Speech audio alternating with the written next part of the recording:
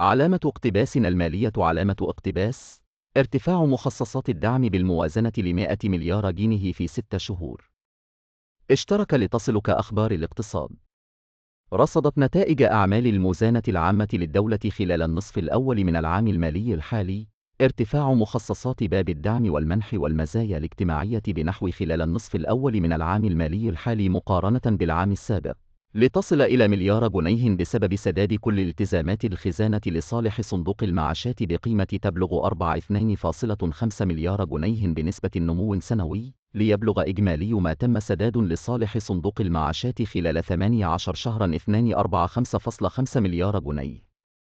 وقال وزير المالية محمد معيط في بيان اليوم الخميس حول هذه المؤشرات أنه تمت إتاحة 29.6 مليار لهيئة السلع التموينية مقابل 4.9 مليار جنيه في العام السابق بنسبة النمو، لتوفير كل الاحتياجات الأساسية للمواطنين التي تصرف ضمن منظومة دعم السلع التموينية، وتوفير دعم المخصص لرغيف العيش الذي يستفيد منه نحو 70 مليون مواطن، وتوفير نحو 2.5 مليار جنيه لصندوق تنمية الصادرات خلال النصف الأول من العام المالي الحالي، مقابل نحو 1.4 مليار جنيه خلال نفس الفترة من العام السابق بنسبة نمو سنوي لتمويل كل مبادرات